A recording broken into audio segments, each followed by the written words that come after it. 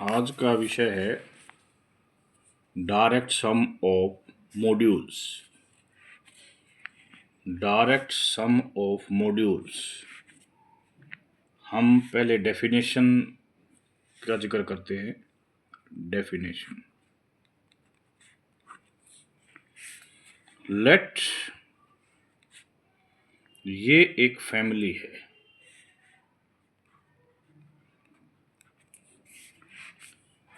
B A family of R submodules of M. This is a family of R submodules of M.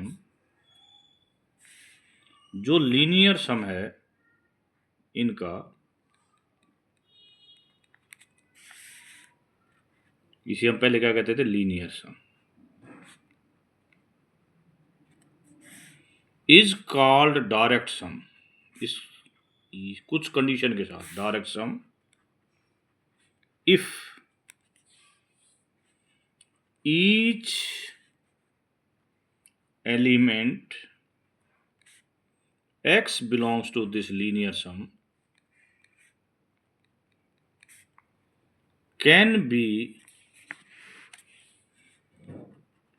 uniquely written as x summation xi, where xi belongs to ni।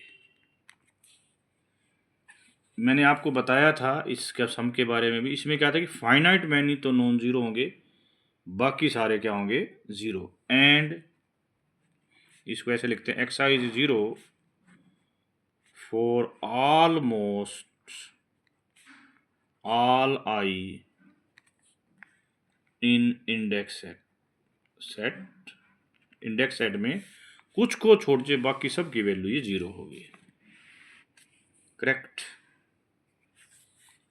इस line को दूसरे words में कह सकते हैं, in other words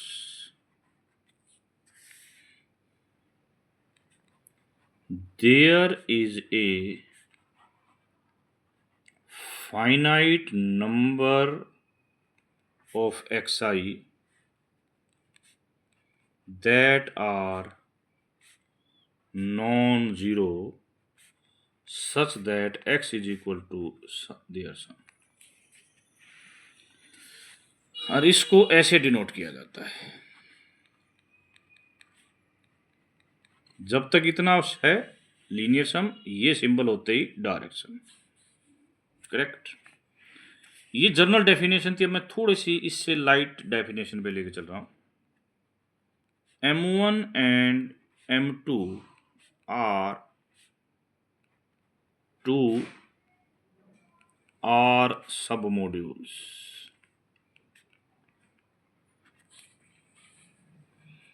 R2 R submodules। यदि हम M1 direct sum M2 लिखे, इसका मतलब क्या है? इसका मीनिंग ये है कि इस सेट में से कोई भी एलिमेंट लोगे, any x belongs to this direct sum,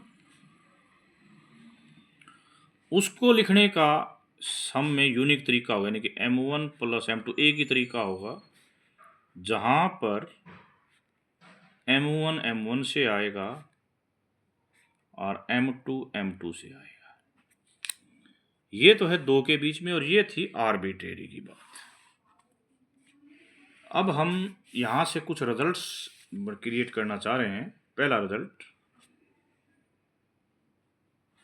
if M is an R module,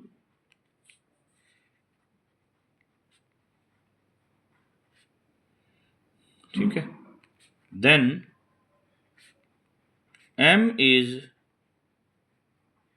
direct sum of M1, direct sum of R submodule M1 and M2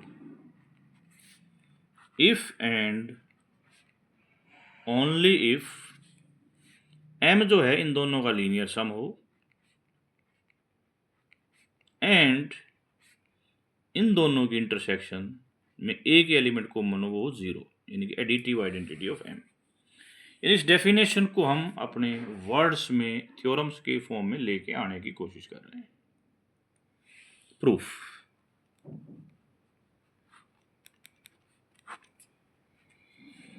m आपको डायरेक्ट सम दे रखा है। डायरेक्ट सम की definition कहती है कि linear सम तो है ही है, आपको सिर्फ ये प्रूव करना है कि इंटरसेक्शन में एक एलिमेंट कॉमन है, वो है 0। हम कहते हैं नहीं, इंटरसेक्शन में एक एलिमेंट है z, तो इसका मतलब ये z m1 में भी होगा और ये z m2 में भी होगा। एक बंदा z को z प्लस 0 भी लिख सकता है और z को 0 प्लस z भी लिख सकता है। ये रिप्रेजेंटेशन भी हो गया m1 प्लस m2 में, और ये रिप्रेजेंटेशन भी हो गया m1। इस प्रकार के दोनों रिप्रेजेंटेशन, यहाँ पर दो रिप्रेजेंटेशन डिफरेंट हैं if z is not equal to 0। हाँ, यदि z 0 हो जाता है तो दोनों रिप्रेजेंटेशन डिफरेंट नहीं होते। यदि ये z नॉन जीरो है तो ये दोनों रिप्रेजेंटेशन डिफरेंट हैं। तो only possibility of the unique representation is that, क्योंकि यूनिक रिप्रेजेंटेशन इसने कहा है, डायरेक्ट सम की कंडीशन है दिस z शुड बी 0, तो इसका मतलब इंटरसेक्शन में कितने एलिमेंट होने चाहिए, एक, वो भी 0। अब आ जाओ इसका कन्वर्स। आपको दो कंडीशनें दे रखी हैं कि इंटरसेक्शन 0 है, में 0 एलिमेंट है, and m is linear sum of m1 plus m2। आपको प्रूव क्या करना है, हमें प्रूव करना है कि x जो m का आर्बिट्रेरी एलिमेंट है इसका रिप्रेजेंटेशन यूनिक होगा। हमने कहा नहीं, इसके दो रिप्रेजेंटेशन है, जहां पर x1 x2 m1 में है एंड y1 y2 m2 में है। करेक्ट। तो x1 plus y1 is equal to x2 plus y2। इसको इधर सब्ट्रैक्ट कर दो, x1 minus x2, y2 minus y1। ये एलिमेंट है m1 का, क्योंकि दोनों के दोनों m1 में है। ये एलिमेंट है m2 का, दोनों के दोनों m2 में है। बट आपने कंडीशन में बता रखा है कि उन दोनों में तो एक एलिमेंट कॉमन है, वो है 0। तो दिस इज 0, दिस इज 0। इसका मतलब x1 is equal to x2 and y1 is equal to y2। तो इसका रिप्रेजेंटेशन यूनिक हो गया, जो हमारे इस क्वेश्चन की नीड थी। करेक्ट। तो इस प्रकार ये, यदि ये कंडीशन होती है तो डायरेक्ट सम हो जाएगा। One wants to extend this concept, extend मतलब prove that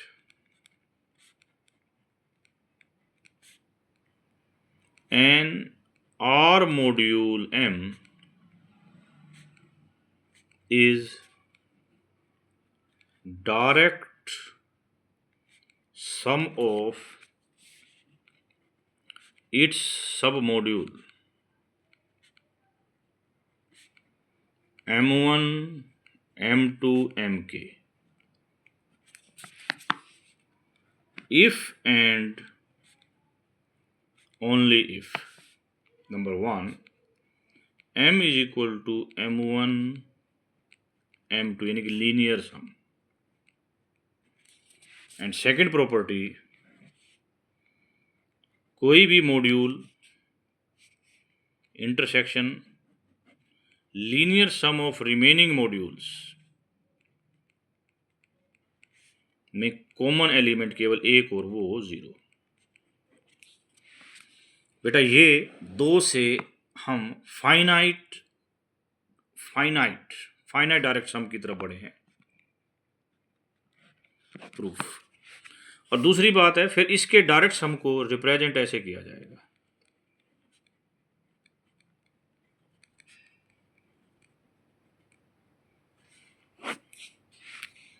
इसका प्रूफ पिछले उसके वर्ड्स पे ही चलेंगे। Let m is equal to direct sum of m1 m2 mk, m1 m2 m2। तो डायरेक्ट सम की डेफिनेशन कहती है लीनियर सम तो है ही है।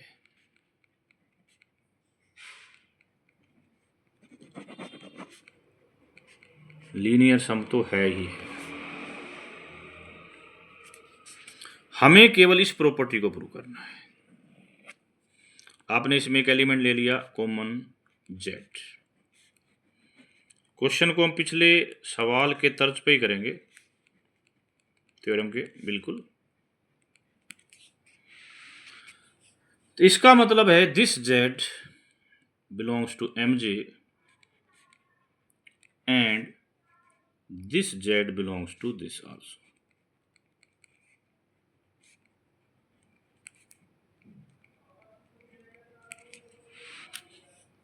अब आप बड़े ध्यान से देखो कि हम इस z को ऐसे लिख सकते हैं 0 + 0। ये पहली j-1 पोजीशन है, फिर आपने z बाद वाली फिर 0। ये एक रिप्रेजेंटेशन हो गया z का। दूसरा रिप्रेजेंटेशन यहां से आएगा। दूसरा रिप्रेजेंटेशन क्या कहता है कि इस पोजीशन पर 0, बाकी सभी पोजीशन का कंट्रीब्यूशन z है। ओके, बाकी सभी पोजीशन का कंट्रीब्यूशन z है, क्योंकि z इस पार्ट में है। ये क्या है कि इस वाले को छोड़ दें, बाकी सभी के सम। इस प्रकार z के दो रिप्रेजेंटेशन हो गए when z is not equal to 0। This representation unique if and only if z is unique if z is 0। तो इसका मतलब इसमें केवल एक ही कॉमन एलिमेंट आएगा और वो 0 होगा। अब इसका converse,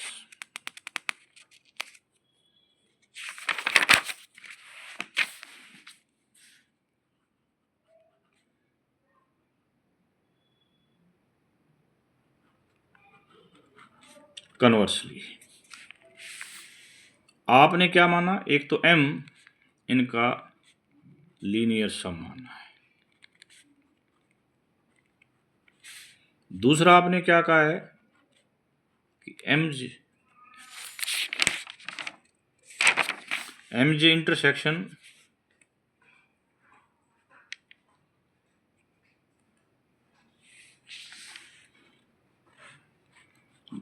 j not equal to i, j equal to 1 to i equal to 1 to k mi। ये कंडीशन आपने लगाई हुई थी। कोई बात नहीं बेटा, इसको थोड़ा सा और एक्सटेंड करते चलते हैं। हम ये प्रूव करना चाहते हैं कि m का प्रत्येक एलिमेंट यूनिकली एक्सप्रेस किया जाएगा। m का प्रत्येक एलिमेंट यूनिकली एक्सप्रेस किया जाएगा। ओके, आपने लिख लिया x is equal to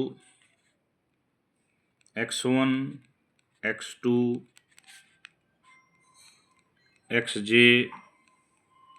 xj + 1 xk। Same y1 y2 yj yj + 1 yk। यहाँ पर xi और yi mi के एलिमेंट है। अभी दोनों रिप्रेजेंटेशन है एक ही चीज के हैं, तो ये दोनों इक्वल हैं। This means x1 + x2 + xk equal to y1 + y2 + yk। हम इसको ऐसे लिख सकते हैं x1 - y1 x2 - y2, बीच में आएगा जी xj - yj xk - yk equal to 0। इसको एक तरफ ले जाओ, इस बाकी को एक तरफ ले जाओ।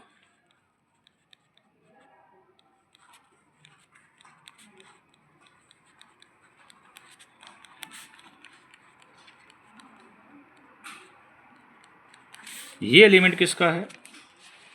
ये एलिमेंट है जी summation I J equal to I equal to 2 के एम आई। दूसरे शब्दों में इसको लिख सकते हो आई इक्वल टू 1 2 के I is not equal to 1। Okay, ये एलिमेंट किसका है? This is element of M1। ये दोनों इक्वल है तो ये एलिमेंट इसका भी है और ये एलिमेंट इसका भी है, तो इसका मतलब ये एलिमेंट इनके इंटरसेक्शन में है। ये एलिमेंट इनके इंटरसेक्शन में है।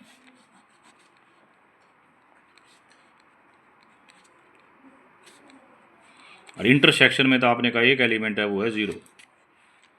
इसका मतलब ये दोनों सेम है, यानी कि x1 is equal to y1। Similarly आप कहोगे x1 y1 के, x2 y2 के, xj yk के और sk y के, इस प्रकार क्या आ जाएगा? Unique. This representation is unique. Unique होते ही ये क्या हो जाएगा जी? Direct sum. तो पहले आपने 2 का किया, 2 के बाद फाइनाइट का किया, फाइनाइट से अब आर्बिट्रेरी डायरेक्ट सम की बात करने जा रहे हैं।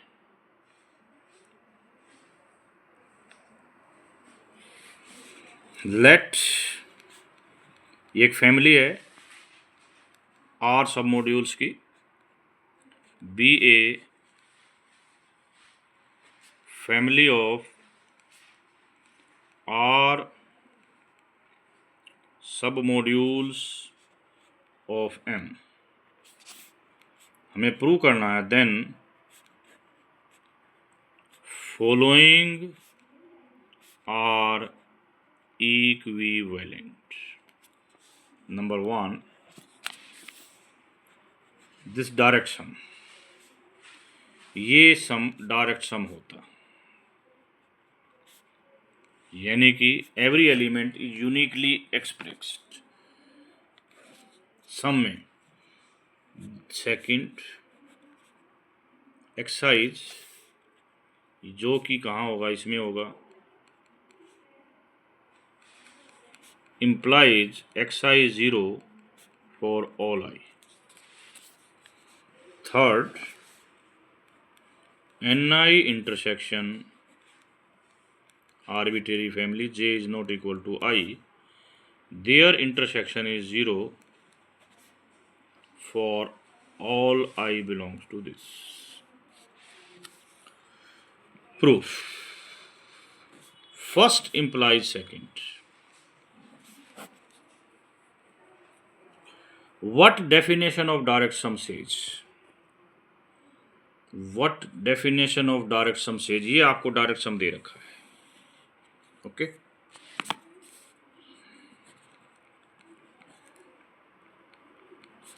Is direct sum. ये तो हम इसको ऐसे रिप्रेजेंट कर दे तो ऑटोमेटिकली मीनिंग है डायरेक्ट सम। तो 0 कैन बी रिटन एज 0 0 + 0 + 0। और यदि मैं 0 को ऐसा लिख देता हूं, आपका डायरेक्ट सम का मीनिंग है दिस रिप्रेजेंटेशन यूनिक। यूनिक है, इसका मतलब all x I R 0 for all I.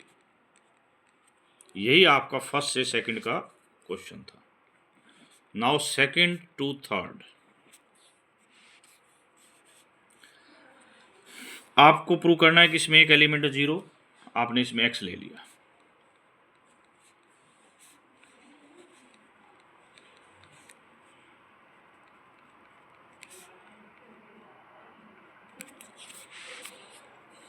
ये एलिमेंट x इसमें भी है और इसमें भी है। इसमें है तो लिखने का तरीका देखिए,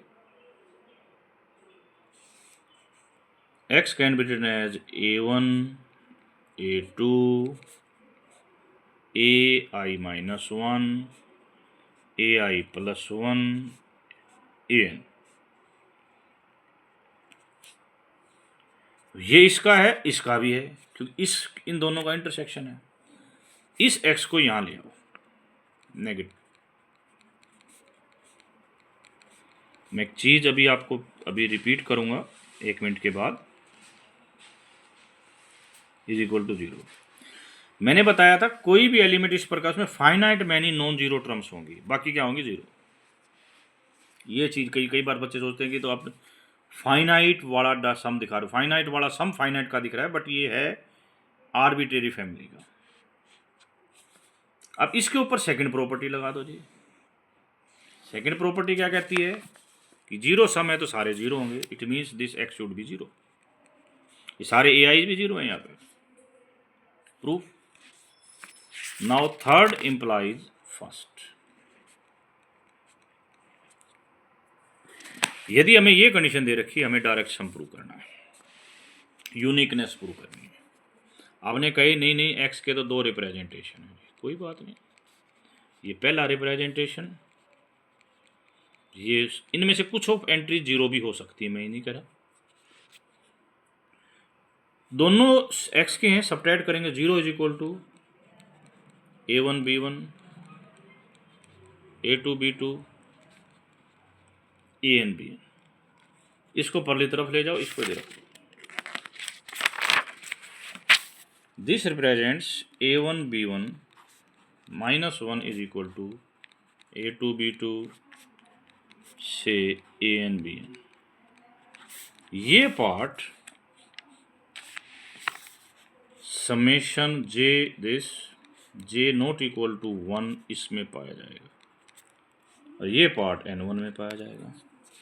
आपने क्या रखा है कि इनका इंटर ये इसमें भी है और ये इसमें भी है, तो इन दोनों के इंटरसेक्शन में है, और इंटरसेक्शन में एलिमेंट है zero. This element should be zero. This implies A1 equal to B1 A2 equal to B2। इसका मतलब सम हो गया यूनिक।